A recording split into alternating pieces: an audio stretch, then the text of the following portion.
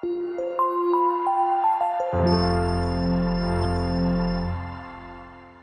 Everyone, welcome to selection तक।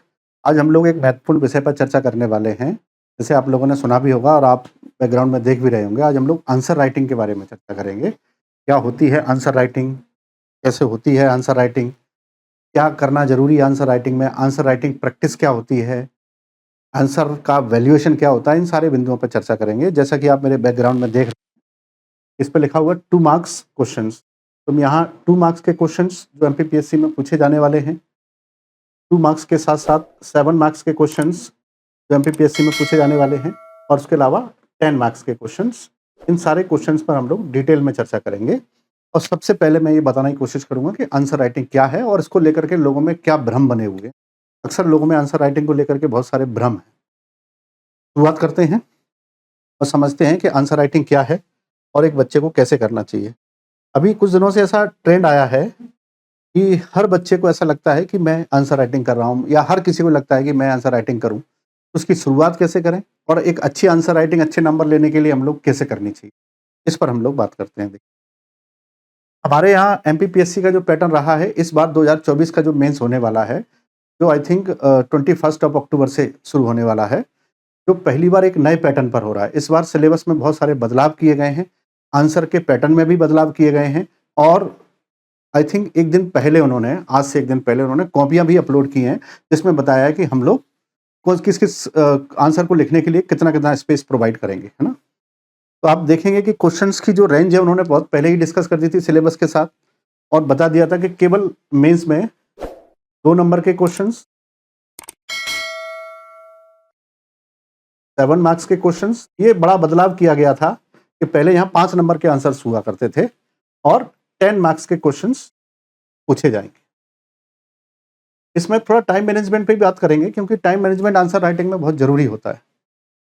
2 marks के answers के लिए 10 to 20 वर्ड्स एक लिमिट उन्होंने निर्धारित की है कि इतने में उसका आंसर लगभग हो जाना चाहिए। और अगर मैं कॉपी की बात करूं तो कॉपी में उन्होंने 4 लाइनें दे रखी हैं। उन 4 लाइन में मैक्सिमम आपको उसका उत्तर पूरा कर लेना है।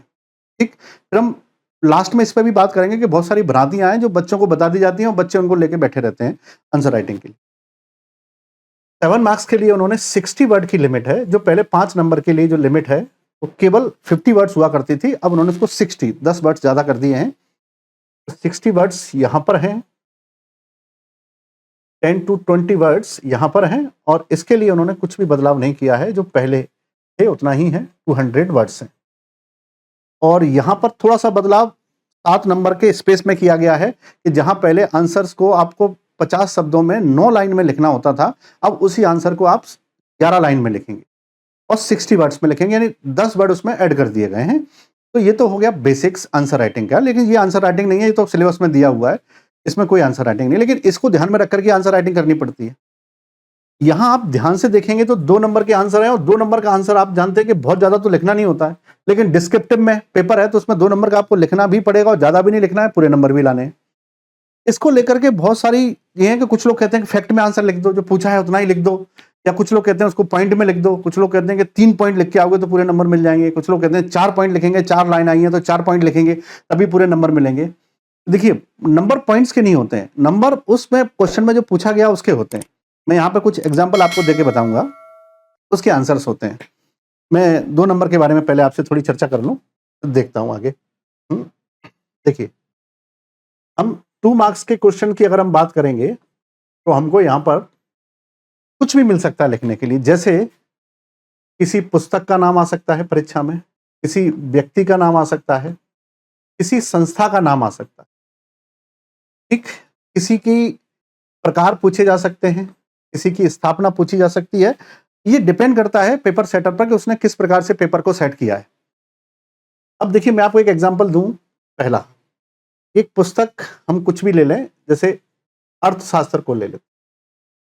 अर्थशास्त्र पुस्तक है प्राचीन इतिहास की, अगर हम हिस्ट्री की बात करेंगे, अर्थशास्त्र को ले लेते हैं। तो अर्थशास्त्र पुस्तक है, उसके उत्तर हम लोग 2 नंबर में कैसे कैसे लिखेंगे। देखिए, पहला तो ये है कि हम उसको ऐसे लिख दें कि संस्कृत भाषा में आचार्य चाणक्य के द्वारा राजनीतिक सिद्धांतों पर मौर्य काल के दौरान लिखी गई एक महत्वपूर्ण पुस्तक है। बिल्कुल सही है। मैंने उसको किस में लिखा है? एक सेंटेंस फॉर्म में आंसर दिया है, लेकिन ये सेंटेंस सारी चीजें इसमें हैं। कुछ लोग कहते हैं इसको पॉइंट में लिखेंगे, तो पॉइंट्स में लिखने के लिए ये होगा कि एक, यह आचार्य चाणक्य द्वारा लिखी गई है। दूसरा, यह संस्कृत भाषा में है। तीसरा, यह राजनीतिक पुस्तक है। तो इसमें 3 पॉइंट हमने लिखे हैं, और वही पॉइंट और किस काल की पुस्तक है ये भी हमको लिख सकते हैं। उसमें होता है कि मौर्यकालीन प्रशासन पर आधारित पुस्तक है, तो इसमें भी वही 4 पॉइंट आए हैं। तो इस तरीके से इस आंसर को लिख सकते हैं। ठीक है। प्रश्न को जो सेंटेंस में लिखते हैं उसको आप पैसिव में भी लिख सकते हैं, एक्टिव में भी लिख सकते हैं, है ना। आचार्य चाणक्य ने इस पुस्तक को लिखा, यह पुस्तक आचार्य चाणक्य के द्वारा लिखी गई है। लेकिन पैसिव में लिखते हैं तो अच्छे सेंटेंस का फॉर्मेशन होता है। पैसिव में जब लिखते हैं तो इस पुस्तक को, इस आंसर को दोनों फॉर्म में लिखा जा सकता है। जैसे जब किसी व्यक्ति के बारे में क्वेश्चन आता है, तो व्यक्ति के बारे में पूछते हैं, तो हमें उसका की स्टेटस डिफाइन करना होता है। हमें ये नहीं बताना पड़ा, जैसे उसने पूछा महात्मा गांधी कौन थे, या महात्मा गांधी के बारे में पूछा, तो हम ये नहीं लिखेंगे 2 अक्टूबर 1869 को पोरबंदर में एक बालक पैदा हुआ, बाद में उसका नाम महात्मा गांधी रखा गया। That is not the answer. आप ये लिखना है कि महात्मा गांधी भारतीय राष्ट्रीय आंदोलन को अहिंसा जैसे महान विचार से सरोबोर कर देने वाले महात्मा गांधी न केवल भारत के एक राजनीतिक बल्कि आर्थिक और सामाजिक चिंतक भी हैं, जिनका अहिंसा संबंधी विचार संपूर्ण विश्व में प्रचारित है। उनका अहिंसा का विचार पूरे विश्व में इतनी ही मात्रा में प्रचारित है। तो जहां हमने उसको सेंटेंस फॉर्म में लिखा, इसको अपन डॉट फॉर्म में भी लिख सकते हैं कि महात्मा गांधी का जन्म यहाँ हुआ, ये वो थे, ये थे। इस पॉइंट पर महात्मा पॉइंट वाला आंसर नहीं चलेगा। अगर किसी पर्सन के लिए आए तो आप पॉइंट वाला आंसर लिखेंगे तो उसके बहुत अच्छे अप्रोच नहीं जाती है। उसमें आपको सेंटेंस फॉर्म में आंसर लिखना पड़ेगा, क्योंकि सेंटेंस फॉर्मेट में आंसर लिखा हुआ होने से अगर मैं कॉपी चेक कर रहा हूं तो मैं ये जानने की कोशिश करूंगा, और मुझे ये पता भी लगेगा कि जिस स्टूडेंट की मैं कॉपी चेक कर रहा हूं वह पर्सन किसी भी सेंटेंस को फॉर्मेट करने में और अपने आइडियाज को कॉपी पर रखने में कैसे शब्दों का यूज करता है। So when I will come to know about that particular style of individual, then I will also make assumption about the further writings and further questions. What kind of words are used by these students to whom I am making his copy check. जिसकी copy मैं check कर रहा हूं तो उस copy में उसने क्या क्या फॉर्मेट किए हैं, तो कैसे शब्दों का यूज किया है। ठीक ऐसे ही संस्था के बारे में क्वेश्चन आते हैं, तो हम संस्था में संस्था की स्थापना के बारे में, संस्था के उद्देश्यों के बारे में, मैंने इस पर हमेशा ही जोर दिया है कि संस्था और संगठन के उद्देश्यों के बिना आप 2 नंबर उसमें नहीं ला सकते। अगर संस्था का क्वेश्चन आया है, ब्रह्म समाज आए, आदि ब्रह्म समाज आएगा, या फिर साधारण ब्रह्म समाज आएगा, कोई भी ब्रह्म समाज आएगा, तो उसमें बिना उसके आंसर आपको नहीं मिल सकते, उन पूरे नंबर नहीं मिल सकते हैं। किसी चीज के प्रकार पूछे हैं तो आपको भले ही वो 4 हो तो 4 बताने पड़ेंगे। उसमें ये नहीं है कि 3 नंबर का है, 2 नंबर का है तो 2 ही प्रकार लिखेंगे, 3 नंबर का तो 3 प्रकार, ऐसा नहीं होता है। उसमें प्रकार पूछे तो सारे बताने पड़ेंगे। ये तो पेपर बनाने वाले को देखना पड़ेगा कि उसने किस प्रकार से इसको सेट किया हुआ है, पेपर बनाने वाले ने, कि वह कुछ ऐसा क्वेश्चन ना पूछे कि जिसका बहुत एलोबरेटिव आंसर हो, हमने उसको यहां पूछ लिया। ठीक है, ये हुआ 2 नंबर के आंसर्स। तो 2 नंबर के आंसर्स में अच्छे नंबर लाने के लिए आपको उसकी भ्रांतियों से दूर निकलना पड़ेगा। और ये याद रखिएगा कि आप किसी फॉर्मेट को पकड़ के नहीं चलेंगे कि मैं नई पॉइंट में लिखूंगा सारे answer. As per the demand of question आपको लिखना है। अगर क्वेश्चन की डिमांड है कि उसको आप सेंटेंस फॉर्म में लिखेंगे तो सेंटेंस फॉर्म में लिखेंगे, उसकी डिमांड अगर डॉट फॉर्म में तो आप उसे डॉट फॉर्म में लिखेंगे। लेकिन आपको यह पता है कि आपके ऊपर कैप लगा हुआ है 20 वर्ड्स का, आप उससे ज्यादा नहीं कर सकते हैं। तो you will not try to make your answer elaborative. आप उसको बहुत ज्यादा एलोबरेटिव नहीं बना सकते हैं, इसकी वो नहीं है। ठीक है, दूसरा चीजों को समझिए कि क्वेश्चन में पूछा क्या है, आपको केवल विन चीजों पर जवाब देना है और तटस्थ होकर के जवाब देना है। उसमें किसी भी प्रकार की आपकी इमोशनल इंटेलिजेंस वहां पर काम नहीं करनी चाहिए कि आप इमोशनल हैं तो आप ऐसा जवाब दे देंगे, नहीं। If you are know the answer then write the answer, if you don't know the answer don't try to use your time और योर रॉन्ग अजम्पशंस। आप अपने समय का यूज मत करिए इस बात के लिए कि आपका समय, आपका अगला आंसर भी तो होगा। फिर 2 नंबर की बात आती है कि आपके पेपर में 15 क्वेश्चन लगभग 2 नंबर के होंगे। ठीक, 10 क्वेश्चन 7 नंबर के होंगे और 5 क्वेश्चन आपके 10 नंबर के होंगे। अब आप इसको ध्यान से देखेंगे कि ये पूरे पार्ट के लिए आपके पास 90 मिनट है। 90 मिनट्स में इतना सारा आपको करना होता है। तो यहां एक जरूरी चीज होगी, वो ही आपका टाइम मैनेजमेंट आंसर लिखने के दौरान। और टाइम मैनेजमेंट क्या होगा, आप कितनी भी स्पीड से लिखेंगे, आपको 60 वर्ड्स लिखने के लिए 3 से 4 मिनट से ज्यादा नहीं लगना चाहिए। मेरा ऐसा मानना है कि आपकी प्रैक्टिस यहां पर 3 मिनट की होनी चाहिए। एग्जैक्ट टाइमर लगा के प्रैक्टिस कीजिए कि मेरे को 60 वर्ड्स लिखने में 3 मिनट से ज़्यादा नहीं लगना चाहिए। अगर 3 मिनट लगेंगे आपको, तो आपके पास यहाँ पर 10 क्वेश्चन हैं, तो आप 30 मिनट्स यहाँ पर अपने, और यहाँ पर हैं 10 मार्क्स के 5 क्वेश्चंस। इसको एक आंसर को लिखने के लिए आपके पास 8 मिनट से ज़्यादा का समय नहीं है। आपकी प्रैक्टिस केवल 8 मिनट में होनी चाहिए। अगर 8 मिनट में प्रैक्टिस करेंगे तो पेपर को पूरा कर लेंगे। और इस बार जो सिलेबस डिजाइन किया गया है, इसमें सबसे पहला टास्क होगा सिलेबस को पूरा कर लेना। अगर सिलेबस पूरा नहीं हुआ तो इसको करने का कोई मतलब नहीं है ना। आपका सिलेबस पूरा है और पेपर पूरा नहीं हुआ तो पढ़ने का कोई मतलब नहीं है, आप भूल जाइए फिर उस चीज को। तो सबसे पहला टारगेट रखिए कि पेपर किसी भी स्थिति में मेरा पूरा अटेम्प्ट होना चाहिए। अटेम्प्ट का मतलब ये नहीं कि कुछ भी उसमें लिख के आ जाएंगे। जो रिलेवेंट है, देखिए मेंस का आंसर कोई भी 100% सही नहीं होता है, लेकिन वो आंसर 80 to 90% सही हो सकता है। तो you have to think in your mind कि we have to write our answers at least 80 to 90% correct as per the demand of question. तो क्वेश्चन की जो डिमांड है उसके अनुसार 80 से 90% तो वो आंसर सही हो सकता है और उतना ही होना चाहिए सही। और अगर इसमें आपको 8 मिनट लगते हैं तो मुझे लगा आपको 40 मिनट यहां लगेंगे। 40 और 20 कितना हुआ, 40 और 30 70 मिनट आपके यहां हुए। Now you have only 20 minutes. आपको ऐसा लग रहा था कि मैंने बहुत ज्यादा कम समय बताया आंसर को लिखने के लिए, लेकिन ये मैंने बिल्कुल टाइम को एग्जैक्ट बताया है कि अगर इससे ज्यादा में लिखेंगे, प्रैक्टिस करेंगे तो आपका पेपर छूट जाएगा। कैसे कि आपने 3 मिनट में एक आंसर लिखा है तो 30 मिनट्स यहाँ आपके पूरे हुए, 40 मिनट्स आपके यहाँ जाएंगे और now you have only 20 minutes. 90 में से 70 गया तो आपके पास 20 मिनट्स होंगे। इन 20 मिनट्स में आपको 15 आंसर्स अटेम्प्ट करने हैं, 2 मार्कर। आपको 15 पूरे करने हैं 2-2 नंबर के। कैसे करेंगे 15 2-2 नंबर के? उसको पूरा करने का सबसे अच्छा तरीका यह है कि आप उस आंसर की एक पहले से प्रैक्टिस करके रखें। आपको पता है कि मुझे कितनी स्पीड से लिखना होता है, और जब आंसर नहीं आ रहा है तो अपना समय खराब नहीं करेंगे। You will use your time और अनदर आंसर उसके लिए यूज करेंगे। ये तब है जब आप नेक टू नेक करेंगे तो आप 90 मिनट्स में एक पार्ट को पूरा कर पाएंगे। तो टाइम मैनेजमेंट का विशेष ध्यान रखें। बिना टाइम के आप प्रैक्टिस नहीं करेंगे। हाँ, पहले लेवल पर प्रैक्टिस कर सकते हैं। आप पहले लेवल पर प्रैक्टिस करेंगे तो आप बिना टाइम के कर सकते हैं कि पहले ये देखेंगे हमारा आंसर का जो पोटेंशियल है वो कैसा है, आंसर का जो वर्डिंग है वो कैसा है, इसके मार्क्स कैसे जा रहे हैं। पता लगा आपने बहुत इतनी जल्दी में लिखा आंसर, इतनी जल्दी में लिखा कि सर मैंने तो उसको 7 मिनट में लिख दिया, आपने 8 मिनट का कहा था, लेकिन उसमें नंबर तो 2 ही आए हैं। उससे कोई मतलब नहीं है फिर उसका आंसर को लिखने का। एटलीस्ट हमारे नंबर भी ठीक ठीक हो। मतलब 10 नंबर का आंसर है तो आपको 6.5 और 7 नंबर मिलना चाहिए आंसर्स में। इतने नंबर एवरेजन आपके रहना चाहिए, 6.5 7। कभी कभी आपको 5.5 भी मिलेंगे, 4.5 भी मिलेंगे, लेकिन कभी कभी आपको 7.5 8 भी जा सकते हैं, है ना।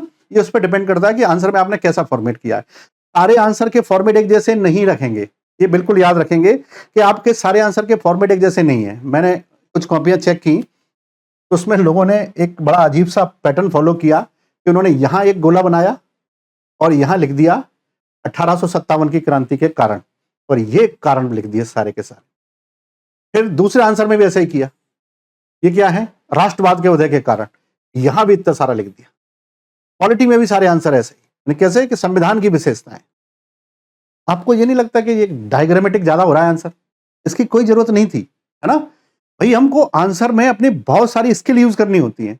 हम यूज कर सकते हैं समटाइम्स हम इस पैटर्न के साथ जा सकते हैं एक क्वेश्चन में हम दूसरे और उस डायग्राम के साथ जा सकते हैं, जैसे हम फ्लो चार्ट के साथ जा सकते हैं। डायग्राम बनाने से बचें, कोई भी मैप बनाने से बचें। आप ऐसे फ्लो चार्ट का यूज कर सकते हैं, लेकिन मैप आप तब तक नहीं बनाएंगे जब तक आप बहुत एक्सपर्ट नहीं होंगे। मतलब मैप बनाने से आपका टाइम खराब होना नहीं चाहिए, क्योंकि मैप अगर आप पूरे पेज पे भी बना देंगे तो वो 20 वर्ड से ज्यादा काउंट नहीं होगा।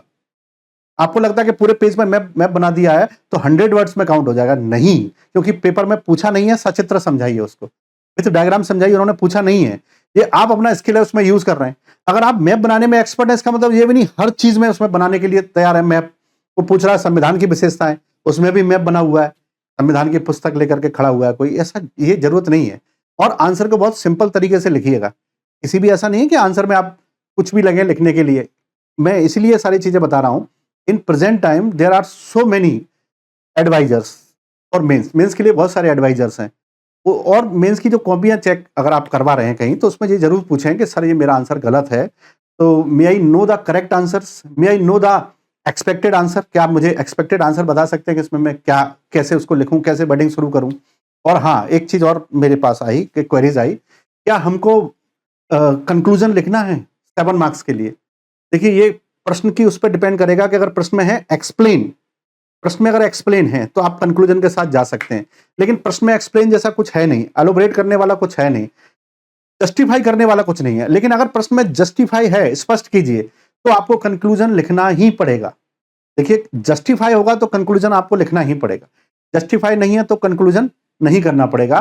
किसी भी कमेंट में यानी कि टिप्पणी में कोई कंक्लूजन नहीं जाता है, उसमें कोई भी कंक्लूजन नहीं जाएगा, ठीक है। तो आप याद रखिएगा, सारे आंसर्स कंक्लूजन वाले नहीं होते हैं, कुछ आंसर कंक्लूजन के बिना भी बहुत अच्छे होते हैं और अच्छे मार्क्स मिलते हैं, है ना।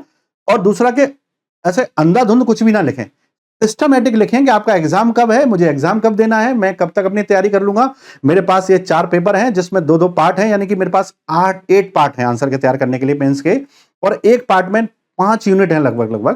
तो you have to prepare 40 units. अगर बहुत स्लो चलेंगे तो 40 यूनिट नहीं कर पाएंगे।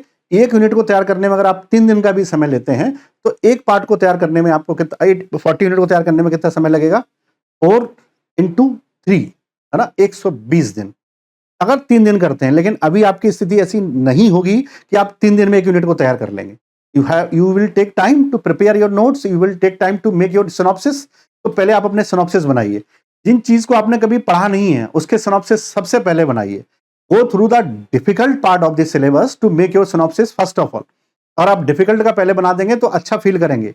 लेकिन क्या होता है कि कुछ लोगों को हिस्ट्री पसंद है, उनकी हिस्ट्री का सिनॉप्सिस रोज बनाएंगे, रोज बनाएंगे, रोज बनाएंगे। क्यों? क्योंकि साथ के लोगों ने तारीफ कर दिया है, दोस्त भी तारीफ कर देते हैं, नहीं नहीं तुम सिनॉप्सिस तो बहुत अच्छे बनाते हो। तो वो बेचारा उसी में लगा रहता है, हिस्ट्री का सिनॉप्सिस बनाने में, उसका वो छूट गया पूरा का पूरा, पता ही नहीं उसको एथिक्स का पेपर भी था, उसमें उसके भी सिनॉप्सिस बनाने थे। क्यों? क्योंकि तारीफ उसके मित्र कर रहे थे। जो भी कर रहा हो, उसका क्लोज मित्र हो या एक मित्र हो, बहुत सारे मित्र हो जो भी तारीफ कर रहे हो, कई बार ऐसा भी होता है। तो इस प्रकार के घेटों में नहीं रहिएगा। आप अपनी तैयारी को अपने लेवल पे जज करिएगा, किसी दोस्त के साथ मिलकर के तैयारी नहीं होती है। हर व्यक्ति की अलग अलग कंडीशन होती है दिमाग की। उसने कहा आज तो हम पॉलिटी पढ़ेंगे, आज हम भी पॉलिटी पढ़ेंगे क्योंकि हमारा दोस्त पॉलिटी पढ़ रहा है। भाई हमको पॉलिटी, हिस्ट्री, ज्योग्राफी से कोई लेना देना नहीं है। मेंस की प्रिपरेशन को हम लोग प्रिपरेशन इसीलिए कहते हैं कि उसमें तैयारी होती है। तैयारी किसकी होती है? क्योंकि हमें उसको सिनॉप्सिस बनाने हैं, हमें उसमें आंसर लिखने हैं, हमें आंसर की प्रैक्टिस करनी है। तो आपके हर दिन का कम से कम 2 घंटा ऐसा जाना चाहिए जिसमें आप कोई आंसर्स लिखें, और वो आंसर लिखने के बाद उसको एक चेक करने वाला व्यक्ति होना चाहिए जो उस आंसर को चेक करे, है ना। उस आंसर को हम लोग चेक करें। अभी हम लोग शायद इसी पर काम कर रहे हैं और बहुत जल्दी आपके लिए एक अच्छा सा प्रोग्राम लॉन्च करेंगे जिसमें सिलेक्शन तक की टीम इस पर काम कर रही है। और हम लोग आपके लिए एक आंसर राइटिंग का एक अच्छा पैकेज लेके आएंगे जिसमें हम ये बताने की कोशिश करेंगे कि अच्छी आंसर राइटिंग कैसे की जा सकती है। क्या हम घर बैठ के आंसर राइटिंग बहुत अच्छे से कर सकते हैं? एक आंसर राइटिंग के पैटर्न्स क्या हैं, उसमें क्या हमको किसकी जरूरत है, नोट्स कैसे बनाएंगे, ये सारी चीजों पर हम लोग डिटेल में चर्चाएं करेंगे। Because it will be not possible to be discuss everything in a single video, है ना। तो हम उसमें इतना आसान नहीं होगा। अभी हम दूसरे नंबर पर थोड़ा चर्चा कर लेते हैं। आप ये देखेंगे, अब हम 7 मार्क्स की बात करते हैं। 7 मार्क्स का जो हमारा आंसर है, ये आजकल बहुत चर्चा में भी है। लोग पूछते हैं कि 7 नंबर के लिए कैसे लिखें और 7 में से 7 नंबर कैसे लेके आए। एक छात्र ने मेरे से पूछा, सर 7 में से 7 नंबर लाना है मेरे को, आप तो बताइए क्या करना है। मैंने कहा मेरे को तो ये भी नहीं पता कि 7 में से 7 कैसे आएंगे, मेरे को एक्चुअली कोई जानकारी नहीं है इस बात की, और 7 में से 7 लाना क्यों है। मैंने कहा तुमको 7 में से 7 लाना है। तो एक व्यक्ति ऐसा है था कि उसने कहा मेरे को 7 में से 7 लाना ही लाना है। तो मैंने उसको एक स्टोरी ऐसी बताई कि मैं तुमको 7 में से 7 की तैयारी कराता हूँ, है ना, लेकिन हमको एक पेपर के, एक पार्ट के, एक आंसर पर लगभग 1 से 2 महीने काम करना पड़ेगा, और तब भी मैं गारंटी नहीं ले सकता हूँ कि आपको 7 में से 7 मिलेंगे। मैं क्या, कोई भी नहीं ले सकता है। और अगर आपको 7 में से 7 मिल गए, 7 आउट ऑफ 7, लेकिन बाकी में 7 आउट ऑफ 0 आउट ऑफ 7 मिला, तो मुझे तो नहीं लग रहा कि 7 नंबर हमारे लिए कुछ ऐसा है। नहीं भाई, मैंने कहा आपका टारगेट सिलेक्शन होना चाहिए, अच्छी रैंक होना चाहिए, ना कि 7 में से 7 होना चाहिए। अगर 7 में से 4 नंबर ला करके आपकी रैंक बहुत अच्छी आ रही है तो मुझे लग रहा है कि ठीक है, हमारा उद्देश्य तो रैंक लाना था, है ना। ऐसा तो होगा नहीं कि 7 में से 4 नंबर आए, अच्छी रैंक मिली, हम नौकरी नहीं करेंगे। ये सब बहुत अजीबोगरीब बातें हैं। मैं 7 नंबर को सीधे सीधे बता दूं, इसके क्वेश्चंस के पैटर्न जनरली क्या होते हैं। अभी पिछले दिनों से मैंने इसको स्टडी किया है तो मैंने ये पाया है कि 7 मार्क्स के लिए एक तो आजकल जो ट्रेंड चल रहा है उसमें वो ऑब्जेक्टिव्स पूछता है, किसी भी चीज के उद्देश्य, कोई भी योजना है उसके उद्देश्यों पर बात होगी। एक संरचना को लेकर भी बहुत चल रहा है, स्ट्रक्चर को लेकर के, इसको लेकर के क्वेश्चन पूछे जाते हैं, संरचना को लेकर के, और फंक्शंस, कार्यों को लेकर क्वेश्चन पूछे जाते हैं, या फिर फीचर्स को लेकर क्वेश्चन पूछे जाते हैं। फीचर्स को लेकर के, या फिर मेरिट्स और डिमेरिट्स और डिफरेंस को लेकर के क्वेश्चन पूछे जाते हैं। इसके बाद वो मेरिट्स और डिमेरिट्स भी पूछता है, यानी हानियां और गुण, उसके गुण और हानि, गुण और दोष, मेरिट्स, डिमेरिट्स और मेरिट्स, इसको लेकर क्वेश्चन पूछे जाते हैं। अब लोग पूछते हैं कि इसमें हम क्या वो लिखें क्या, उसमें इसको कहते हैं कि हम लोग कंक्लूजन। तो आप इसमें कंक्लूजन जैसे मान के चलिएगा, उसने ये पूछ लिया कि स्वच्छ भारत योजना के क्या उद्देश्य हैं, है ना। हम लिखेंगे 2 अक्टूबर को महात्मा गांधी के जन्म दिवस पर हमारी प्रधानमंत्री नरेंद्र मोदी के द्वारा स्वच्छ भारत कार्यक्रम, स्वच्छ भारत अभियान इत्यादि कार्यक्रमों का शुभारंभ किया गया, और इस कार्यक्रम को प्रारंभ करने के पीछे के जो उद्देश्य उन्होंने स्थापित किए हैं, उन उद्देश्यों को हम निम्न प्रकार से समझ सकते हैं। हम थोड़ा सा एक इंट्रोडक्शन उसका डाला कि ये योजना क्या है, स्कीम क्या है, उसको डाला, फिर उसके उद्देश्यों को लिखेंगे। अब लोग पूछते हैं कितने उद्देश्य लिखें, 5 लिखें, 4 लिखें, तो उन्होंने कहा नहीं सर 7 तो कम से कम लिखना चाहिए। मैंने कहा स्वच्छ भारत के तो 5 ही बनाए मोदी जी ने, 7 कहाँ से लिखेगा भाई, है ना। जिस योजना के जितने उद्देश्य हैं उससे ज़्यादा तो नहीं लिखेगा ना, जितने उद्देश्य हैं उतना ही लिख पाओगे। अब वो करेगा नहीं हम 7 लिखेंगे, तो जरूरी नहीं है। किसी किसी योजना के उद्देश्य ही 4 निर्धारित किए गए हैं। उद्देश्य एक ब्रॉड स्ट्रक्चर होता है, इतने बड़े ब्रॉड स्ट्रक्चर को आप समझते हैं तो उद्देश्यों की प्राप्ति करने के लिए फिर हमको बहुत सारे कार्य करने पड़ते हैं, योजनाएं चलानी पड़ती हैं ताकि हम उन उद्देश्यों को प्राप्त करें, ठीक है ना। और योजना का उद्देश्य नहीं पता है तो आप फिर उस योजना को समझा नहीं पाएंगे कि ये क्यों किया जा रहा है काम। अगर हम किसी कार्य को करने के पीछे का क्यों समझ लेंगे तो शायद उसके उद्देश्यों को समझ पाएंगे। जब संरचना लिखनी होती है, देखिए किसमें कितनी सुंदर बात है कि जब इसमें 7 नंबर का क्वेश्चन ये पूछा गया है कि लोक सेवा आयोग की संरचना बताइए, बहुत सिंपल क्वेश्चन है, और उसमें मैंने ऑब्जेक्टिव नहीं पूछे हैं, लेकिन फिर भी इसमें ऑब्जेक्टिव आएगा। कैसे आएगा, तो मैं ये कहूंगा कि मध्य प्रदेश सरकार द्वारा एक कुशल नौकरशाहों की नियुक्ति करने के, राज्य स्तर पर नियुक्ति करने के लिए और उनके चुनाव करने के लिए, उनके लिए परीक्षा आयोजित करने के लिए एक निकाय की स्थापना आर्टिकल 315 के तहत की गई है, जिसे क्या कहा गया है, मध्य प्रदेश लोक सेवा आयोग कहा गया है। तो उसका उद्देश्य क्या है, कुशल कार्मिकों की भर्ती करने के लिए, नौकरशाहों की भर्ती करने के लिए। उसका उद्देश्य है, संगठन संरचना बिना उद्देश्य के होती ही नहीं है। तो जब आप बताएंगे कि यह जो लोक सेवा आयोग है उसकी संरचना निम्न प्रकार के लोगों से मिलकर के गठित होती है, निम्न प्रकार से लोगों से मिलकर के गठित होगी, फिर अपन बताएंगे चेयरमैन, मेंबर, इतने मेंबर्स, इतने चेयरमैन होते हैं, ये उसके उद्देश्य होते हैं। तो आई थिंक हम संरचना को पूरा कर पाए। ठीक, फिर आते हैं फंक्शंस। अब और भी सुंदर बात यह है कि फंक्शन में भी हमको ऑब्जेक्टिव टच करना पड़ता है। कैसे, जैसे हम किसी संगठन के कार्य बता रहे हैं तो पहले संगठन का इस उद्देश्य से इस संगठन को स्थापित किया गया है जिसके कार्यों को निम्न प्रकार से समझा जा सकता है। आप उद्देश्य से नहीं भटक सकते, आपका भी तो उद्देश्य है पीएससी में सिलेक्ट होना, और उस पीएससी में सिलेक्ट होने के उद्देश्य के लिए काम कर रहे हैं, तैयारी कर रहे हैं, वीडियो देख रहे हैं, ये कर रहे हैं, वो कर, ये आप ही तो कर रहे हैं, तो उसके लिए उद्देश्य है। फीचर्स हैं, इस फीचर में उद्देश्य नहीं आते हैं ना, फीचर में उद्देश्य हमको लिखने की आवश्यकता नहीं पड़ती है। फीचर्स जनरली उस कॉन्सेप्ट को समझा देते हैं और उसके फीचर्स को लिखना शुरू कर देते हैं। जैसे किसी ने पूछा what were the features of IVC, IVC के क्या फीचर्स थे, सिंधु घाटी सभ्यता के क्या विशेषताएं थी, तो आप लिख देंगे कि भारत उत्तर पश्चिमी भारत और पाकिस्तान के पूर्वी क्षेत्रों में लगभग 12,99,600 वर्ग किलोमीटर के विस्तृत क्षेत्र में फैली हुई एक विस्तृत सभ्यता को सिंधु घाटी सभ्यता कहा गया।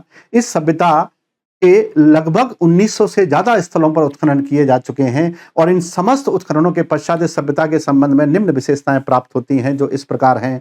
नंबर 1, यह एक नगरीय सभ्यता थी। आपने लिख दिया नगरीय सभ्यता थी, तो क्या आपके लिखने से तो नगरीय हो नहीं जाएगी, कॉमा लगाएंगे और उसमें लिख देंगे क्योंकि सभ्यता के कई स्थलों, उदाहरण स्वरूप हड़प्पा, मोहनजोदारो से हमको नगरीय सभ्यता के अवशेष मिले हैं, जैसे ग्रेट पैटर्न मिला है, नालियां मिली हैं, डबल स्टोरी बिल्डिंग्स मिली हैं, वी फाउंड वॉश बेसिन, मतलब वॉश बेसिन के एविडेंस मिले हैं हमको, स्विमिंग पूल के एविडेंस मिले हैं, मतलब वो सारी विशेषता लिखेंगे जो नगरों में होती हैं।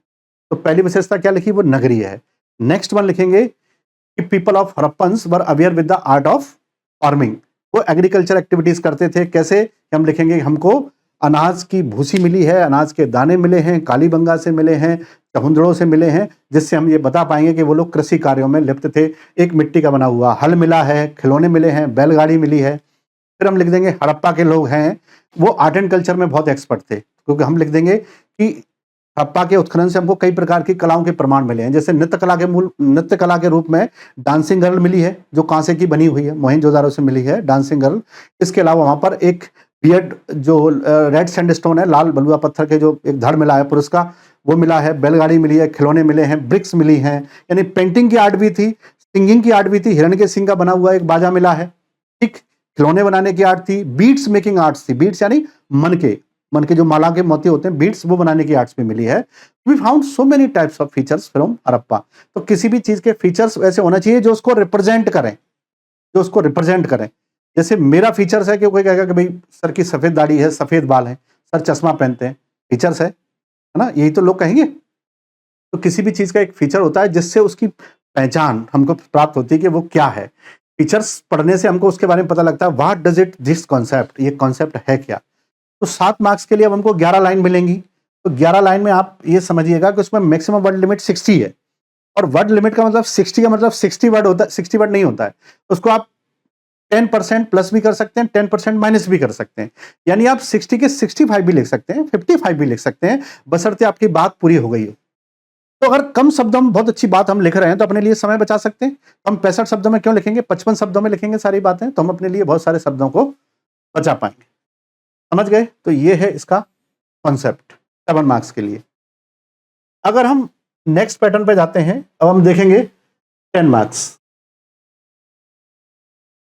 10 मार्क्स देखेंगे। 10 मार्क्स की वर्ड लिमिट है 200 वर्ड्स, ठीक, 200 वर्ड्स में। अभी हम आपको ये भी बताएंगे कि हमको पेपर, अगर जैसे आपका जब आप टेस्ट दे रहे हैं लगातार आपका पेपर छूट रहा है, तो उसको हम लोग कैसे करेंगे, पेपर छूट रहा है तो उसको कैसे करेंगे। पहले मैं इस पर थोड़ी सी बात कर लूँ, फिर अपन इस पर आते हैं। देखिए, जैसा कि मैंने बताया कि 20 मिनट्स हैं आपके पास 2 मार्कर्स के लिए, और 30 मिनट्स हैं आपके पास 7 मार्कर्स के लिए, 7 मार्कर्स के लिए, और फिर आपके पास 40 मिनट्स हैं 10 मार्कर्स के लिए। ये आपके पास समय है। ये आप जनरली लोग इसको बहुत पहले करने की कोशिश करते हैं, और जब नया नया व्यक्ति परीक्षा हॉल में घुसता है, सुबह फर्स्ट पेपर होता है और पहला क्वेश्चन उसको ऐसा मिल जाए, कोई सरल क्वेश्चन सा मिल जाए, तो पूरा ज्ञान उस पर उड़ेल देता है। वो 4 की 4 लाइन भर देता है और कहता है कि अब इसमें 2 नंबर तो मिलेंगे ही मिलेंगे, 2 से ज्यादा चूंकि मिलते नहीं है तो वो 2 ही मान के चलेगा उसमें। फिर दूसरा भी ऐसे लिखेगा। वहां हम इस चीज को भूल जाते हैं कि हमारे पास 20 मिनट्स हैं सारे आंसर्स करने के लिए, है ना, और 15 आंसर्स करने हैं उसमें से। तो जो नहीं आता उस पर भी दिमाग लगाता है वो। मेरा ऐसा मानना है कि 20 मिनट से पहले 18 और 19 मिनट के बाद आप इस पोर्शन को स्किप कर देंगे, क्योंकि मुझे पता है कि 15 आउट ऑफ 15 2 मार्कर्स आपसे नहीं बनने वाले। 1-2 2 मार्कर्स ऐसे आते हैं जिसके बारे में आपको कोई जानकारी नहीं होगी, और ऐसे आंसर्स में तुक्का मारने से कोई मतलब नहीं है, तो आप सीधा स्किप करेंगे और आप जाएंगे किस पर, 7 मार्कर्स पर। 7 मार्कर्स 10 करने होते हैं हमको, तो आप क्या करेंगे, 1 2 3 4 5 6, 5 या 6 पूरा करेंगे, 7 भी कर सकते हैं, 6 और 7 आप पूरे कर लेंगे, और उसके बाद स्किप कर जाएंगे आप किस पे, 10 मार्कर्स पे। 10 मार्कर्स आपको 5 ही करने हैं। तो 10 मार्कर्स करते समय आपका दिमाग बहुत स्थिर रहना चाहिए, हड़बड़ी नहीं होना चाहिए, क्योंकि 10 मार्क्स का आप आंसर लिख रहे होंगे अच्छे से, तो उसमें आपको एटलीस्ट 6.5 6 या 7 आउट ऑफ 10 मार्क्स आपको मिलने वाले हैं। लेकिन वो आंसर अगर गड़बड़ हो गया, जल्दबाजी में लिख दिया, तो आपको उसमें 3 या 4 मिलेंगे। आपका 2 नंबर का लॉस हो सकता है, 3 नंबर का लॉस हो सकता है उसमें। तो ये आंसर आपको तसल्ली से करने होते हैं। जब आप इन तब को तसल्ली से कर चुके होंगे, उसके बाद जो समय बचा होगा, तो फिर आप वापस जाएंगे 7 मार्कर्स पर, जो बचे हुए 3 हैं उनको अटेम्प्ट करेंगे। ऐसी स्थिति में क्या होगा कि लास्ट टाइम पर जब समय पूरा हो रहा होगा, तो आपके हाथ में एक 7 मार्क्स का आंसर होगा। जब आपका समय होने वाला है, आपके पास 1-2 मिनट बचे होंगे कि शायद 7 मार्क्स का एक आंसर आप पूरा कर रहे होंगे, और 7 मार्क्स का आंसर आप कितनी भी जल्दी में पूरा करेंगे तो कुछ ना कुछ वर्डिंग तो उसमें डाल ही देंगे। तो मुझे लग रहा है कि जहां आपको 4 नंबर मिलने वाले थे, वहां आपको 1 या 2 नंबर मिलेगा, तो आपका 1 नंबर का लॉस हो सकता है, 3 भी मिल सकते हैं, तो 1 नंबर का लॉस होगा, 1.5 नंबर का लॉस होगा, लेकिन वहां आप अपना कम से कम 4 या 5 नंबर का लॉस कराएंगे। तो ऐसा बिल्कुल नहीं होना चाहिए। अगर आपका आंसर प्रैक्टिस के दौरान छूट रहा है पेपर, तो आप इस पैटर्न को फॉलो करेंगे, ताकि आपका पेपर सबसे पहले पूरा होना चाहिए। पेपर जब पूरा होगा तो आप कह पाएंगे कि हाँ, मैंने अटेम्प्ट किया है, अब मुझे ठीक ठाक नंबर मिलने की उम्मीद है। तो ये पैटर्न जरूर समझिएगा। ये उनके लिए जिनका छूट रहा है, और जो लोग एग्जाम तक आते आते अपनी स्पीड को कवर कर लेते हैं, स्पीड को कवर, जिनको स्पीड बढ़ानी है अपनी, वो एक सिंपल बिल्कुल प्लेन पेपर लेंगे, ओरिएंट पेपर लेंगे, और उसको एक हार्ड सरफेस पर लिखेंगे और बॉल पेन से लिखेंगे तेजी से। लगभग ऐसे 10 पेपर आपको लिखने हैं हार्ड सरफेस पर। हार्ड सरफेस पे लिखेंगे, नीचे कुछ भी कॉपी वॉपी नहीं रखेंगे, उसको केवल पेपर रखेंगे, तो उससे आपकी स्पीड में लगभग 4 से 5% का इजाफा होगा आपकी स्पीड में, उससे आपकी स्पीड बढ़ेगी। ठीक है, तो स्पीड बढ़ाने के जब सारी टेक्निक्स फेल हो जाएंगी तो आप याद रखिएगा कि पेपर छोड़ना नहीं है, तो या तो ये पैटर्न फॉलो करेंगे या फिर हम करेंगे 10 मार्क्स कट। हम कटौती प्रस्ताव लेके आएंगे और हर आंसर के 5 या 10 शब्द को कम करेंगे, और हम फिक्स तैयारी ऐसी करेंगे अपनी आंसर राइटिंग में कि यहां पर मेरे को ये आंसर खत्म करना, नेक टू नेक घड़ी से काम करेंगे। ये एक स्ट्रेटेजी है पेपर को पूरा अटेम्प्ट करने के। किसी आंसर में 5 शब्द कम करके आप आंसर की क्वालिटी नहीं बिगाड़ रहे हैं, आप बस समय अपने लिए चुरा रहे हैं ताकि मैं पेपर पूरा कर पाऊं, समय आपके लिए चुरा रहे हैं ताकि मैं पेपर पूरा कर पाऊं। तो ये टेक्निक सबसे पहले होना चाहिए। ठीक है, अब 10 मार्क्स के क्वेश्चंस की बात करेंगे। ये मैंने आपको थोड़ा सा ब्रीफ किया है, जब भी मेरे पास समय होगा या हम नेक्स्ट टाइम आपसे मिलेंगे तो इस चीज पर मैं डिटेल में बात करूंगा कि स्पीड को कैसे एनहेंस किया जा सकता है और आंसर को वर्ड लिमिट कम करके उसकी क्वालिटी को बिना अफेक्ट किए कैसे हम काम करेंगे, कैसे हम वर्ड लिमिट को कम किए आंसर को वैसे ही ट्रस्ट के साथ लिख सकते हैं उसको। ठीक है, इसमें क्या ध्यान देना है आपको, क्वेश्चन टैग पर ध्यान देना है। क्वेश्चन टैग क्या है? क्वेश्चन टैग आपको ये देखना है उसमें कि क्या पूछा है उसने ये भी पूछा होता हो कि आलोचनात्मक मूल्यांकन करिए, उसने कहा वो मूल्यांकन कीजिए, उसने कहा है कि प्रकाश डालिए, अपने विचार दीजिए, आप क्या सोचते हैं, या इस पर निबंध लिखिए, या इस पर कोई आर्टिकल लेख लिखिए, टिप्पणी कीजिए। ऐसे उसकी जो क्वेश्चन टैग रहेंगे, प्रश्न पुछल्ले, उनको पहले ध्यान से समझेंगे। प्रश्न पुछल्ले जब समझ लेंगे तब उस पर काम करेंगे। अक्सर ये देखा गया है 2014 के बाद से, जब भी ये कोई ऐसे टाइप आंसर आता है तो उसमें कुछ चीजें जुड़ी होती हैं। विशेषताओं को स्पष्ट करते हुए इसके वर्तमान में व्याख्या कीजिए। तो इसमें 2 चीजें हैं, आंसर आपका 2 हिस्सों में बटा होगा। कई बार यह पूछा होता है कि इसको परिभाषित करते हुए इसके गुण और दोषों की चर्चा कीजिए। ठीक है, बहुत आसान है, ये सबसे ज्यादा पूछा जाता है। यह पूछेगा वो विस्तार से समझाइए, विवेचना कीजिए। विस्तार से समझाने में विवेचना करने में बहुत अंतर है। विवेचना करके ये बताना पड़ता है कि सही है कि गलत। विस्तार में सही या गलत का मूल्यांकन नहीं होता है, कभी विवेचना में होता है। आप जाएंगे कि बहुत सारे पुलिस केसों की विवेचना होती है, तो उसका काम विवेचना का यही होता है कि हम इसको एक थ्योरेटिकल वे में समझते हैं कि सही हुआ या गलत हुआ।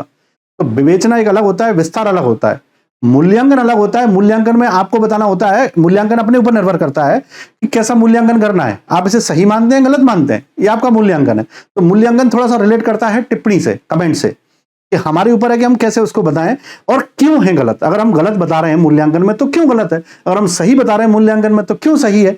और सही और क्यों को डिफाइन करने के लिए हमारे पास एक बहुत well defined data, sufficient data और एक डेफिनेशन हमारे पास बहुत सारी होनी चाहिए और डेटा होना चाहिए। डेटा, डेफिनेशन ये हमारे लिए बहुत जरूरी रखती हैं। और अगर डेटा और डेफिनेशन हमारे पास नहीं है तो एग्जाम्पल बहुत अच्छे होना चाहिए। जैसे किसी ने कहा कि ये मशीन अच्छी नहीं है, तो आप लिख देंगे नहीं, ऐसा टाटा ग्रुप के चेयरमैन भी कहते हैं कि ये मशीन अच्छी नहीं है। बताइए, इतने ऑथेंटिक आदमी ने कहा है तो आपकी बात को और ताकत मिल गई। तो आपके पास डेफिनेट डेफिनेशन होना चाहिए जिससे आप सही बता पाएंगे इसके लिए क्या आवश्यकता है और क्या आवश्यकता नहीं है। समझ गए? तो ये था हमारा उसके लिए 10 मार्क्स के लिए कि इसमें प्रश्न के पुछल्लों को अच्छे से समझना है। ठीक है, दूसरा कि इसमें आपको एक जैसे 200 वर्ड्स का आंसर है तो आपका 30 to 40 वर्ड्स का एक इंट्रो जाएगा ही जाएगा। और इंट्रो का मतलब होता है कि किसी आंसर को बिल्कुल दूर से, सैटेलाइट से समझाना, है ना, सैटेलाइट से। जैसे मैं आपको एग्जांपल देके बताऊं, जैसे महात्मा गांधी का आ गया, अब मैं महात्मा गांधी के बारे में कुछ लिख रहा हूं, अब मुझे उसमें महात्मा गांधी को बहुत सैटेलाइट वे में एक्सप्लेन करना है, तो कैसे बताऊंगा? Mahatma Gandhi has been one of the famous dominant figure of Indian political structure who has presented the concept of non violence के कॉन्सेप्ट को प्रमोट किया, and he is considered as father of nation because of his efforts and his doings for this nation. ये मैंने बहुत दूर से समझाया है, उसमें अंदर से कुछ नहीं बताया। ठीक है, जब मैं सेकंड पैराग्राफ पे जाऊंगा फिर मैं क्लोजअप में चला जाऊंगा। क्लोजअप में जाऊंगा, महात्मा गांधी जिनका जन्म 2 अक्टूबर 1869 को हुआ था। अगर मैं पहले पैराग्राफ में लिखूंगा 2 अक्टूबर 1869 तो ये बहुत गलत आंसर होगा, ये बहुत गलत आंसर होगा, बचकाना आंसर होगा। बचपन में ऐसे लिखा करते थे। तो पहले उसको कॉन्सेप्ट को समझाइए। जैसे कालिदास पूछा तो हम क्या कहेंगे? कालिदास भारत की प्राचीन संस्कृत परंपरा के एक मूर्धन्य हस्ताक्षर थे जिन्होंने संस्कृत साहित्य में कालजयी नाटकों की रचना कर एक मूर्धन्यता हासिल की है, और ना कि मूर्धन्यता हासिल की है बल्कि संस्कृत भाषा को उत्कृष्ट बनाया है। उनके संस्कृत भाषा के प्रति इसी समर्पण के कारण उन्हें पश्चिमी क्षेत्रों में भारत का शेक्सपियर कहा जाता। ठीक, तो उनकी तुलना शेक्सपियर से की जाती है। और आजकल एक नया वर्ड्स आया, आप उसे ऐसे ना लिखें कि तुलना उनसे शेक्सपियर कहा जाता है, आप ऐसे कह दें कि उनकी तुलना अंग्रेजी के प्रसिद्ध नाटककार विलियम शेक्सपियर से की जाती है। ये ज़्यादा सही होगा, क्योंकि तुलना करना और किसी को कहना ये दोनों गलत हैं। अगर हम कहेंगे कि कालिदास को भारत का शेक्सपियर कहते हैं, भाई शेक्सपियर वाज बॉर्न इन 1564, 1564 में पैदा हुआ, और ये भाई कौन सी शताब्दी के हैं, गुप्त काल के हैं। अब सोचिए कितना डिफरेंस है। तो नियम तो ये कहता है कि हम शेक्सपियर को कहें कि वो इंग्लैंड के कालिदास हैं, लेकिन हम उसमें नहीं पढ़ेंगे, साहित्यिक बहस में नहीं जाना है आपको, ना ही साहित्यिक कोई डिबेट करनी है, हमारे आंसर पे बल देना। तो पहला आंसर कैसा गया आपका, कि जिसमें हमने सैटेलाइट एक्सप्लेनेशन दिया है, दूसरा हमने क्लोजअप दिया है, और तीसरे आंसर में जो उसने पूछा है, तीसरे पैराग्राफ में हम सीधे उस पर चले जाएंगे। अगर उसने विशेषताएं पूछी हैं तो पॉइंट में डाल देंगे, डॉट्स करके डाल देंगे। उसने अगर गुण पूछे हैं तो भी हम डॉट्स में डाल देंगे, और लास्ट में इसका कंक्लूजन जरूर लिखेंगे, क्योंकि उसमें अगर लिखा है स्पष्ट कीजिए, तो आपको स्पष्ट करना पड़ेगा, हाँ हम स्पष्ट करते हैं। उपयुक्त उदाहरणों के आधार पर यह स्पष्ट किया जा सकता है कि जो भी आंसर में पूछा गया है वो है सिद्ध है, जो हमने कहा है। एक दूसरा तरीका यह भी है कि आंसर का पहला पैराग्राफ ये होता है कि हम क्या लिखने वाले हैं, और लास्ट पैराग्राफ ये होता है कि क्या लिखा है हमने ऊपर। इस प्रकार से भी आप समझ सकते हैं। तो दोनों चीजों को हम कई तरीके से आंसर्स को लिख सकते हैं। हम लोग आपको प्रोवाइड करेंगे इसके लिए कुछ लंबे से एक सिस्टम डेवलप कर रहे हैं हम लोग। हमारी टीम आपसे बहुत जल्दी कांटेक्ट करेगी, और हम लोग यहाँ पर लेके आएंगे आपके लिए एक मेंस का एक स्टडी और गाइडेंस प्रोग्राम हम लोग प्लान कर रहे हैं। उसमें काफ़ी एक्सपर्ट्स से हम लोग बात कर रहे हैं, और उनसे एक्सपर्ट्स और बाकी लोगों ने जिन्होंने एग्जाम दिए हैं पहले। देखिए, एग्जाम दो तरह के लोग देते हैं। एग्जाम लोगों के लिए क्यों डिफिकल्ट होता है, एक तो वो एग्जाम देते हैं जो फ्रेशर हैं, जिनको कोई ना कोई पोस्ट चाहिए। एक वो हैं जिनको केवल डीसी चाहिए। जिनको केवल डीसी चाहिए वो हैं आपके सबसे बड़े कॉम्पिटिटर, क्योंकि वो आपकी पोस्ट को रोकने के लिए वो पहले से सिलेक्टेड हैं, तो वो उसके लिए काम कर रहे होंगे। तो आपको तैयारी को अपनी बहुत नेक्स्ट लेवल पर लेके चलना होता है अच्छी पोस्ट के लिए। और ये लोगों को तब समझ में आता है जब उनको कोई पोस्ट मिल जाती है, क्योंकि जब एक बार किसी को पोस्ट मिल गई, फिर लोगों को ये लगने लगता है कि अरे अब तो हम कुछ को पोस्ट ले ली, अब तो हम कुछ भी कर लेंगे, ये कर लेंगे, वो कर लेंगे। तो ऐसे बहुत सारी चीज़ें उनको लगने लगती। समझ गए? तो ये था हमारा उसको समझाने का व्यू, और हम आपके लिए फिर लेके आएंगे इसकी एक सीरीज। जुड़े रहिएगा सिलेक्शन तक प्रोग्राम से, प्लेटफॉर्म से, जहाँ आपको सिस्टमेटिकली ये सारी चीज़ें लेके आएंगे, और शायद आपको वो हेल्प करेंगी आपके एग्जाम के लिए। जो लोग इस बार एग्जाम दे रहे हैं उनके लिए बेस्ट ऑफ लक, और जो लोग अगली बार एग्जाम देने वाले हैं उनके लिए सबसे सुटेबल समय है कि उनको इसमें तैयारी शुरू कर देनी चाहिए। Is the right time to prepare और मेंस नेक्स्ट। अगर आपने ये सोच लिया कि मुझे पीएससी में सेलेक्ट होना है, तो बिना आंसर राइटिंग आप भूल जाइए।